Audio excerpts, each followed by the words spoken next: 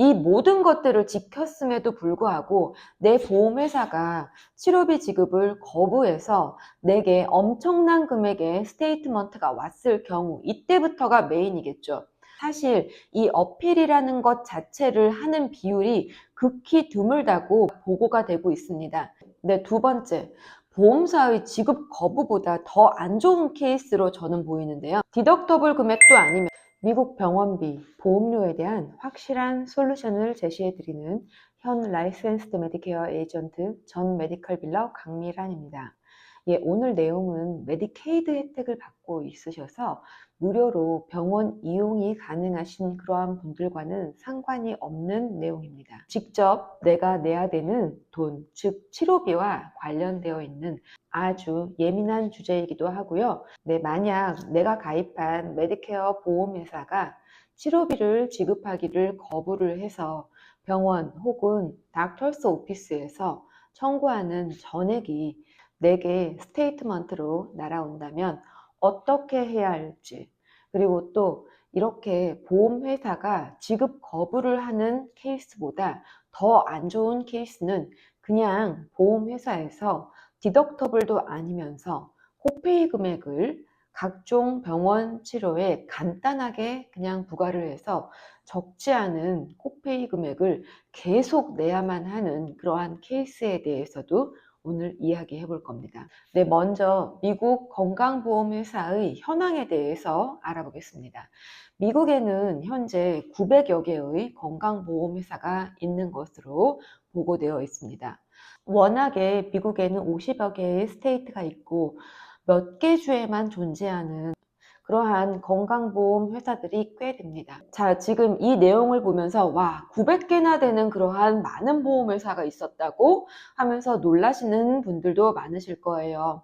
네, 미국은 아시다시피 자유의 나라이므로 자신이 싫다고 생각이 되는 보험회사는 선택을 안 하시면 됩니다. CEO를 죽이는 것이 좋은 선택은 아닌 걸로 보이시죠? 네, 자신이 좋아서 선택한 건강보험회사의 플랜에서 내가 받는 치료에 대해서 지급을 거부해서 병원에서 청구한 어마어마한 금액이 다 나의 부담으로 돌아온 경우 어떻게 하면 될까요? 자, 먼저 자신의 보험에 대해서는 알고 있으셔야 합니다.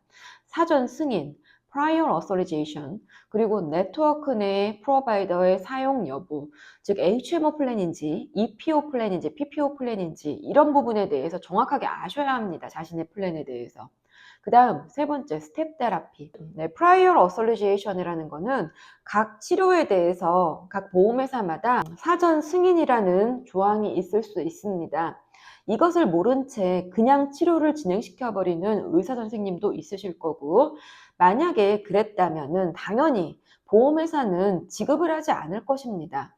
그러한 경우 환자 부담으로 닥터스 오피스 혹은 하스피럴에서 청구 금액 전액을 스테이트먼트로 환자에게 보낼 것입니다. 그리고 네트워크에 대한 HMO 플랜인지 PPO 플랜인지 정도는 자신이 꼭 아셔야 합니다. HMO 플랜이라는 것은 네트워크 이내에 있는 선생님만 꼭 가셔야 하는 플랜이고요. PPO 플랜이라는 거는 네트워크 내에 있는 인네트워크 선생님이든 아웃 오브 네트워크 선생님이든 다 이용이 가능하지만 아웃 오브 네트워크로 가셨을 경우엔 더 많은 금액의 코페이나 코인슈어런스 등을 내셔야 할 수도 있습니다. 그 다음 스텝 테라피, 예를 들어서 환자가 처방된 약물에 가기 전에 좀 더 저렴한 제네릭한 그러한 약물을 한번 시도하는 것 등을 요구하는 치료 전략입니다. 네, 이 모든 것들을 지켰음에도 불구하고 내 보험회사가 치료비 지급을 거부해서 내게 엄청난 금액의 스테이트먼트가 왔을 경우, 이때부터가 메인이겠죠. 자, 그렇다면은 먼저 병원에 연락을 해봐야 되겠죠. 무슨 일이 있어서 이 지경에 이르렀는지 확실히 일단 물어보셔야 할 겁니다. 자, 두 번째, 그럼에도 불구하고, 즉 리즈너블한 상황임에도 불구하고 그저 보험사가 지급을 거부를 했다면은 직접 보험회사에 연락을 해보시거나, 이러한 경우에 자신의 메디케어 플랜에 가입을 도와주셨던 에이전트가 도와줄 때입니다. 하지만 여기에서 맹점이 있을 수 있습니다. 자, 보험사의 클레임이 어떻게 처리되는지 이러한 기본적인 것도 모르는 에이전트들은 정말 많아서 전혀 도움이 되지 않는 경우가 허다할 겁니다. 즉, 직접 전화를 해보세요. 이렇게 넘기는 경우가 거의 8, 90%에 해당이 될 겁니다. 세 번째, 전화만으로 해결이 안 될 경우에는 어필이라는 것을 하셔야 합니다. 미국 내의 건강보험 소비자들이 사실 이 어필이라는 것 자체를 하는 비율이 극히 드물다고 보고가 되고 있습니다. 이는 많은 소비자들이 어필하는 권리나 그 절차에 대해서도 잘 모르고 있음을 말해줍니다. 2021년 healthcare.gov를 통해서 가입한 소비자들이 건강보험회사가 지급 거부한 인네트워크의 청구권에 대해 0.2%만 어필을 했다고 보고가 되고 있습니다. 그리고 Government Accountability Office의 연구에 따르면은 많은 경우 이 어필 케이스에 대해서 39%에서 59%까지도 뒤집어진 그러한 판례가 있다고 보고가 되고 있습니다.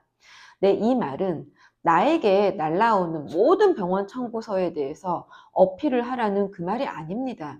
자, 각 케이스를 먼저 면밀히 분석을 해봐야 될 거예요. 이 상황이 어필까지 가야 되는 상황인지 아니면 내가 정당하게 내야 되는 그러한 상황인지 먼저 분석을 해보셔야 되겠죠. 근데 전 메디컬 빌러로 보험사에 모든 클레임을 보내보고 그리고 리임버스먼트를 받고 어필 등등을 모든 것을 진행해 본 저로서는 스테이트먼트 분석은 정말 쉬운 일이지만 일반 분들에게는 정말 힘든 일로 보입니다. 일단 용어 자체도 그리고 어필 등의 형식에 대해서도 새로우실 수밖에 없으십니다. 네, 두 번째, 보험사의 지급 거부보다 더 안 좋은 케이스로 저는 보이는데요. 디덕터블 금액도 아니면서 뜬금없는 코페이 금액이 보이시는 경우, 이런 경우는 어필 등의 과정은 정말 필요도 없는 겁니다. 그냥 돈을 내셔야 하는 경우죠. 의사 선생님들로서는 차라리 지급 거부가 되는 경우보다 차라리 마음이 편한 보험이겠죠. 왜냐면 그냥 환자들한테 이만큼 받으라고 보험회사에서 판결을 내버린 경우니까. 여기에서 황당한 분은 환자분이실 거예요.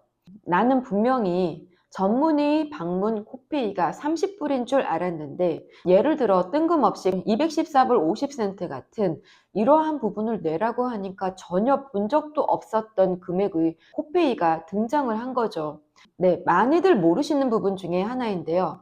보통의 전문의 코페이 혹은 주치의 코페이라고 하는 이 명시되어 있는 이 금액은 의사 선생님과 눈만 마주치는 금액입니다.